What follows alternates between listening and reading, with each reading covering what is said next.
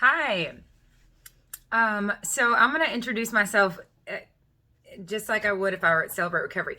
My name is Emily Myers. I am a faithful follower of Christ, and I am addicted to sugar, flour, and binging. And I throw binging in there because even if I don't touch sugar or flour, I could eat enough food, enough healthy food to get enough sugar and flour in my system to wake my addiction right up. Excuse me. So I throw binging in there because it's a quantities issue for me also. And I'm making this video for some clarification. Again, I make these videos if they will. My prayer is that they will touch someone, they'll reach someone, they'll help someone. That'd be fantastic. But in all seriousness, if no one watched it, if no one watched this video, it helps me. It helps me to articulate, some things that I've been considering for a long time, and it helps me to understand it. It helps me to make sense of it. It helps me to process it. So just like the title of this video, one thing I've been aiming to really understand over the past year is, what am I dealing with? What am I dealing with? I've been diagnosed with a couple things over the years. We won't get into that, right? But there's a whole list of things that I've not been diagnosed with, and I don't want to incorrectly self-diagnose, that's for sure. So as I started this journey, October 24th, 2019, which I thought was a weight loss journey, come to find out was an addiction journey. I started the program Bright Line Eating by Susan Pierce Thompson. And she says, come for the vanity, stay for the sanity. Amen to that. So really and truly, my weight loss journey started when the weight gain got significant. Yes, I was a typical girl in high school trying to lose 5 pounds always. So I cluelessly attempted to starve myself different ways, just on different little diets. I mean, I was an athlete, and I was healthy, and I was mentally healthy. I just would try and lose a little bit of weight by packing a really light lunch, and that was no fun. That probably led me to having some issues later on with shoot, I don't want to lose weight, or I'll try, and then we all know how that goes. You bounce back and eat more than ever, because starving yourself is just not the way to go. But I got married and gained 100 pounds. My husband and I both did, as life got quite lifey and stressful, and we started adding college degrees and children to our marriage. So now we have, he's got a law degree. I have a master's in administration.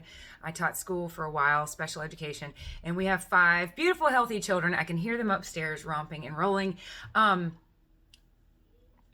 So as soon as we gained the weight, again, in an effort to just cope with lots of life, I just started trying to lose it, and I just was not successful. I was successful at learning lots of different things that did not work. I did every diet you can imagine. I created 3 of my own. I gained and lost 30 pounds over and over and over, but I never cracked the code. I never figured it out until recently. So, and in the meantime, all that dieting and all that up and down, and I tell people, I joined Weight Watchers 9 times. I did LA weight loss. I called Jenny Craig. I did cabbage soup. I did just a host of about everything you can imagine. I hired personal trainers. I tried working it working out to get it off. And none of that released me from the weight. In fact, the stress I put on my body, mentally and physically, working out with those personal trainers, always led to more weight. I was always heavier afterwards. Oh, that's no fun, especially spending that kind of time and money. I ended up with adrenal fatigue. That's something I self-diagnosed. I drank so much coffee, trying to do so much and go so hard, especially doing afternoon workouts, that my adrenal glands went on strike. Anyways, here I am. I've cracked the code. I found the key by the grace of God to the key that turns my lock. And it's been a process of discerning, what am I dealing with? And just like the title of this video, I am not dealing with an eating disorder. And that is what I want to share. If I were, I would deal with it. I am that kind of person. Like, if it's a problem, let's solve it. Okay, let's find a solution. Let's get rolling. And I live by a very strict, please hear me when I say, I live by a very, very strict, no shame, no guilt, no worry policy. Shame that's the enemy. That's the devil himself trying to shame us into isolation. That's a bunch of bull. We're human beings and we're trying to figure out how to be human beings, right? God had to send us an example.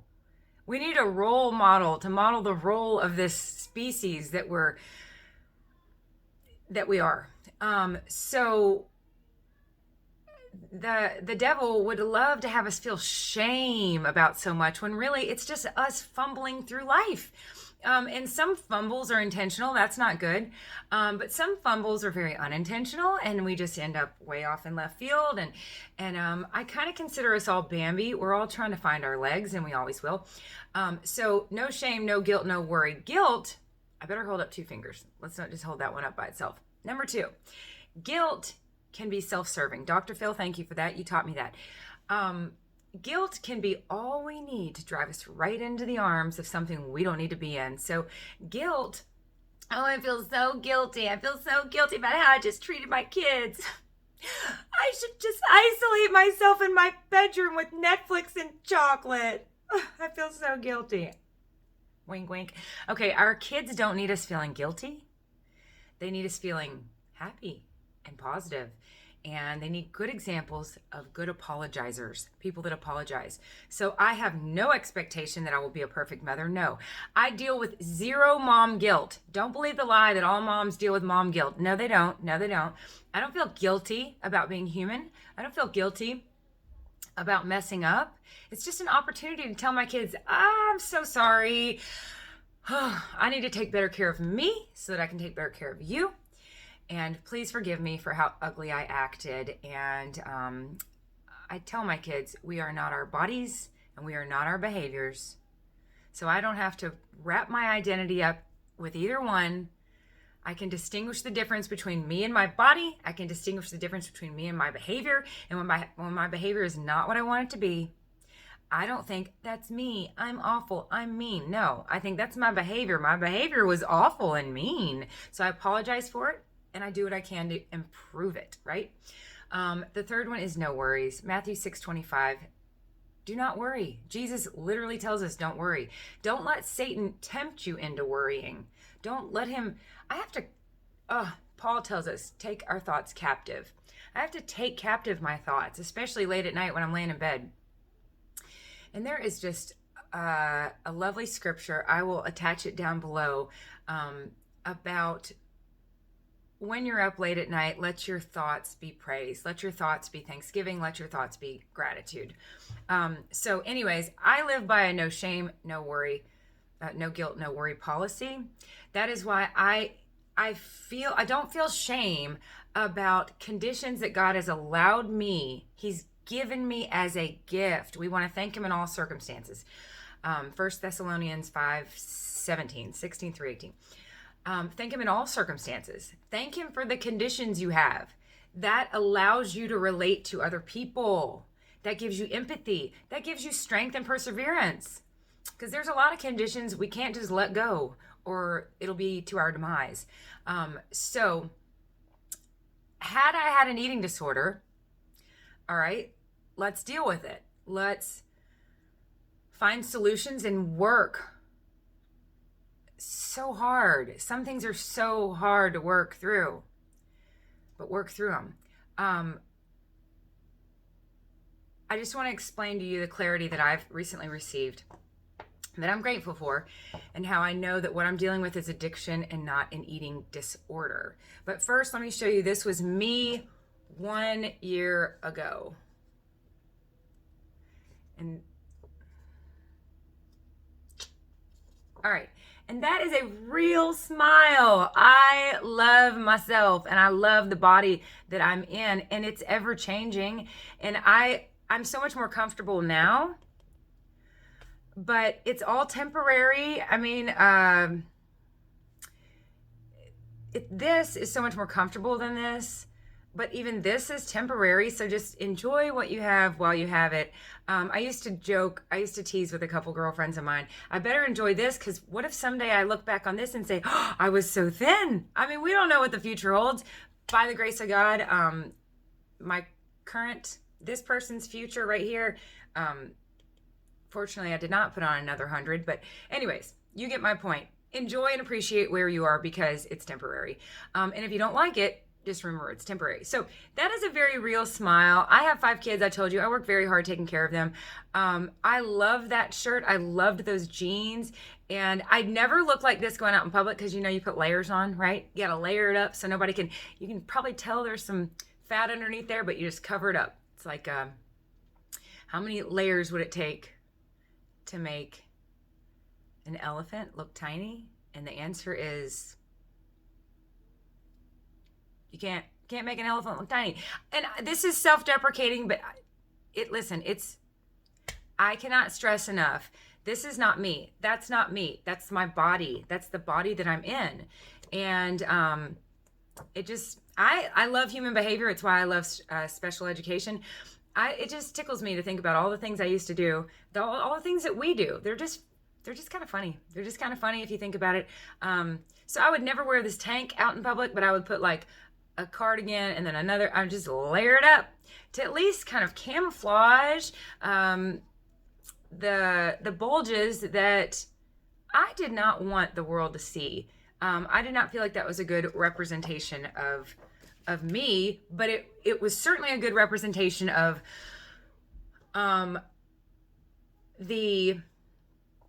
okay, my phone's acting funny. It was definitely a good representation of the unhealthy ways I was using to cope with the stress in my life. So again, let me just get to the nitty gritty here.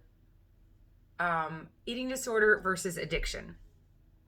An eating disorder is characterized by a psychological condition or conditions that result in issues with eating. So psychological conditions, it starts up here. It starts in your mind. It starts with your thinking. It starts with your unhealthy, untrue thinking about you, yourself, or your body. And that causes the effect of really disordered eating. So an eating disorder. So it manifests into a way of eating that is absolutely detrimental to your health in every which way. But the cause is a mentality. So what we're talking about here is cause and effect, and we're talking about conditions and results of those conditions. So the antecedent, or what the effect is the disordered eating. The effect is the disordered eating. The cause is a psychological condition. What I'm dealing with was opposite of that. So in an effort to get 5 little babies to go to sleep, or write 20-page papers, or get through school, or in an effort to achieve those tasks or complete those tasks, I knowingly used food and sugar. I knowingly used food and sugar to get me through those moments, those individual moments, without unknowingly causing an overarching permanent condition in my brain. Don't do it. Don't do what I did. If you don't have an if you are not addicted, hear me when I say, don't do what I do. Don't do what I did. I used food for 4 main reasons: to cope, connect, start, and stop. Cope, connect, start, and stop. I used food to cope with life. I wasn't particularly emotional, but like exhaustion. Let me put it that way. I would get so exhausted. I would use it to cope with exhaustion. I would have 4 or 5 little bitty kids. My husband would go out of town. I'm like, forget it. It's pizza night. Pizza, ice cream. The list goes on and on. I would use food to cope with life. Even good life. Lots of good stuff going on. I would use food to connect with those around me, especially my children. Like movie night. Let's go to the movies. Popcorn, ices. I used it to like connect with them. Let's go to the bakery. Let's go here. Let's go. Okay, I also ironically used it to both start and stop. If I needed to force myself to keep going for 3 hours, if I could tell this baby's not going to sleep or this term paper is due tomorrow, I could use it to force myself to keep going. And then so interesting and so ironically, I could use it to stop. I could binge on sugar to go. And somehow, I don't know the science behind this exactly, but I could also use it. I guess it has to do with my level of exhaustion. I could also, I'm declining a call. I could also use it to knock myself out at night. So if it's midnight and I'm like wound up because I'm like, I got so much done. I'm just go. And I'm like, I call it wired instead of tired. Like I'm really, really tired, but I'm not falling asleep. I could binge on sugar and be drooling on my pillow instantly. So I used food for 4 different reasons. To cope, connect, start, and stop. So I knowingly did that. I knew after lunch. Come here, Clara. This is my sweet daughter, Clara, and she's wanting to know if she can have an ice cream cone. Or me and Mary. You and Mary. Yes, you can after lunch. Okay? And I'm going to finish this video and come make your lunch. All right? Will you shut that door, please? I knew I was doing that, but I absolutely thought it was just temporary. I thought it was just in the moment. I mean, I just had no clue that I was creating neural pathways in my brain that would be permanent, that I would be creating riverbeds where my tolerance would increase and it would take more and more and more of these substances to do what I needed them to do. And I got to where, like someone addicted to nicotine, I would shake until I got it in my system. And I found the most effective things to get into my system faster, like the combination of peanut butter and chocolate, the sugar and the protein and the peanut butter, everything that's in the peanut butter mixed with the chocolate would hit my system.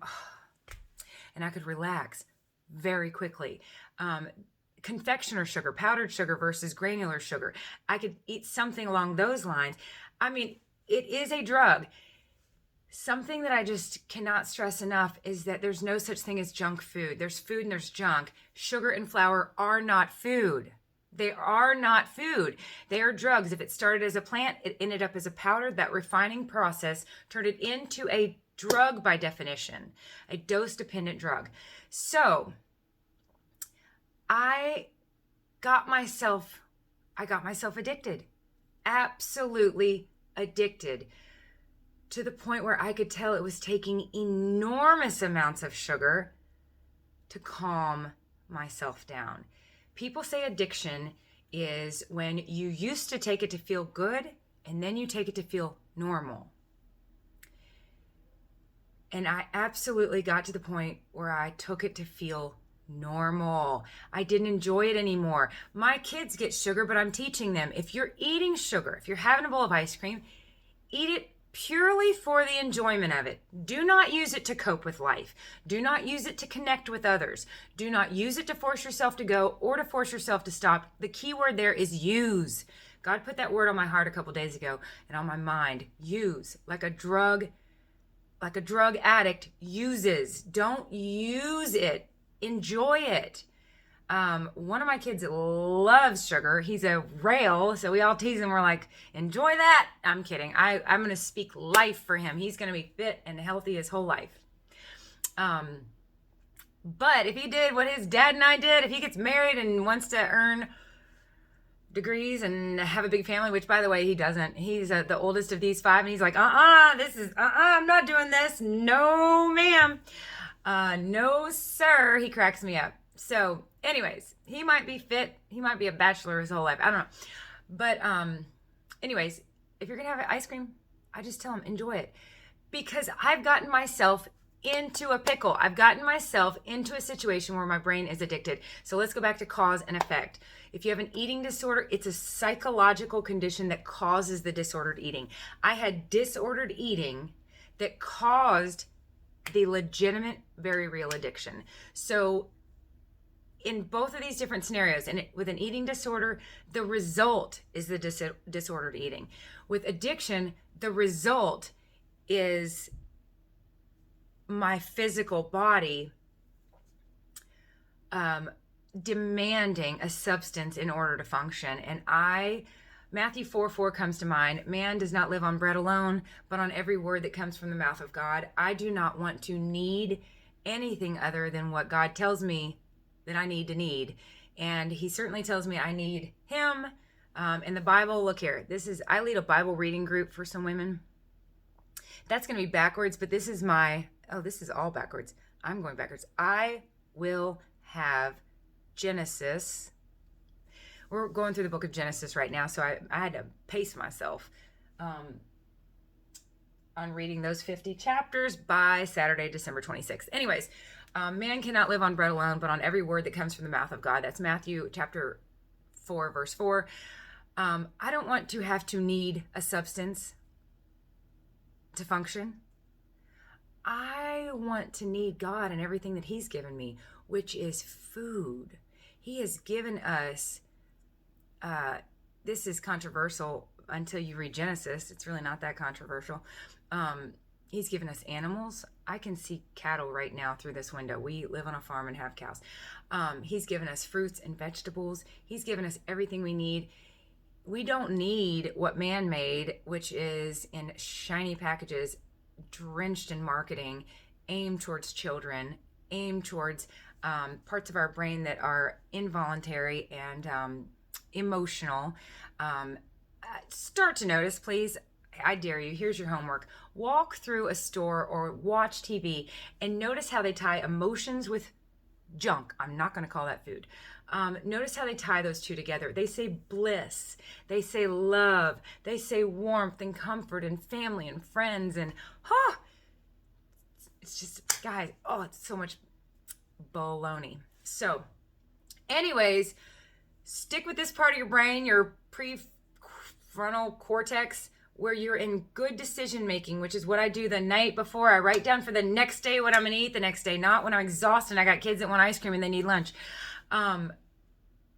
If we can stick to our better decision making and not be this back part of our brain, the amygdala, I can't think of what else, but where we are being deceived, we're being tricked into subconsciously believing that these foods will make us feel those feelings. And again, that sugar and flour, those addictive substances, they know what they're doing. It's billion-dollar businesses that they will give us those feelings. You and I both know what we'll feel.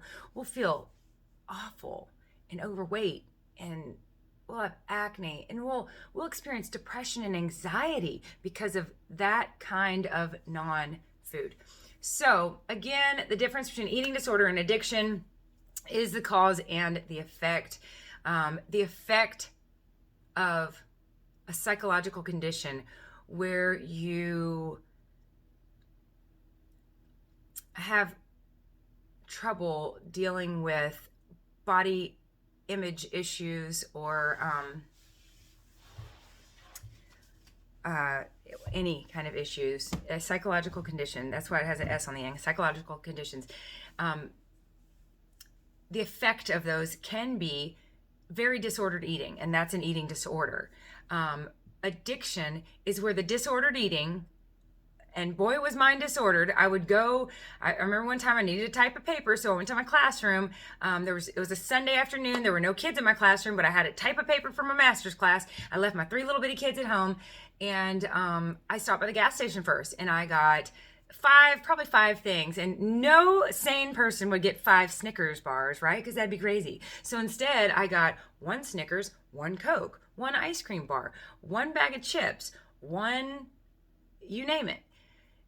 It's all the same thing. It's all different forms of sugar and flour. And I took those with me, and sure enough, I got that paper done. Yes, I sure did. I typed away, and I just kept poking it in, typing. And, it was a crutch that God allowed me to use. And then October 24th, 2019, he said, okay, you don't need the crutch anymore, hand it over.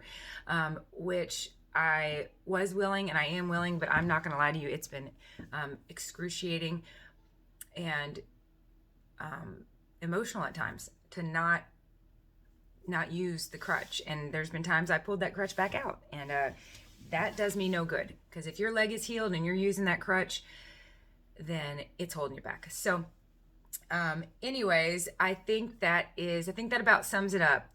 I am not dealing with an eating disorder. I'm dealing with addiction. And the reason I bring this up is because people see the weight loss. So I've lost over 90 pounds total, over 80 pounds in just over a year. I'm released. I'm free. Almost. I'm actually landing this plan. I'm almost to my goal weight. And then I get to add more food back in on this plan that I'm doing. But people are a little bit confused, and they say sometimes things to me like a very close family member said, Emily, at one point, when I was dieting, I was afraid to eat. And I sort of felt like she was implying that maybe I might be afraid to eat. And that could not be further from the truth. I love food, and I eat 46 to 49 ounces of it every single day. That is 2.8 to 3.0 ounces, pounds. I eat 2.8 to 3.02, something like that. 2.8 to 3 pounds of food every single day. And when I say food, I mean food. Fruits, vegetables, healthy fats, protein. I eat roughly 3 pounds of food every single day. I love every bite of it. With addiction, there's never enough food, but always enough hunger. I always want more, but I limit myself because neural pathways have been laid, and I will always want more. So I have to be the boss of my body, not let this body be the boss of me. And again, we are not our bodies. So if you are overweight, I want you to do me a favor and never, ever, ever say I am fat, because you are not fat. Fat, there's a little bit right there. Fat is a yellow, sticky substance designed to keep us warm and give us fuel. You are not a yellow, sticky substance. So if you want to say something about fat, you could say my body currently has a little extra fat on it, more than I need it to have, and it's a temporary situation. But you are you. If you got in a car wreck and tragically lost both your arms and both your legs, you would not be any less you. You would still be 100% you, even though you only had half of your body. Okay, and I don't mean to make light of that, because there are people, I recently watched videos about people that got sepsis and lost both arms and both legs. They're still 100% themselves. These people on the cover of People magazine lost half their body, they're not half themselves. They're still 100% themselves. We are not our bodies. I'm very passionate about teaching people to distinguish between the two, because then you can objectively tackle the body. You can say, all right, let's do some things here and allow God to mold us and shape us into representations of Him. Same with our behavior. We are not our behaviors. Our behaviors are results of either mentalities or habits. They are temporary and they can change. So that sums it up. I'm dealing with addiction, and I always will be. This is a permanent situation I've gotten myself in. That's why I tell my kids, I'm like, you can eat it, but don't do what I did. If not, Celebrate Recovery's on Tuesday at 7. I tell my kids, I speak life, right? But let's just say hypothetically, one of them did end up addicted to sugar. They could meet me at Celebrate Recovery. So let's see. I think that sums it up. I'm dealing with addiction. Like I said, I've said it 57 times in this video. Not an eating disorder, even though this began with very disordered eating. So I hope this was beneficial to you. I appreciate you listening. I love you dearly. And I just wish you well on your journey towards health and peace And I'm with you. God loves you. I love you. And I tell people all the time, he is with us. Amen. I'm so glad. I need him desperately. Every hour I need him. I will link that below along with that scripture that I talked about. Love you. Bye.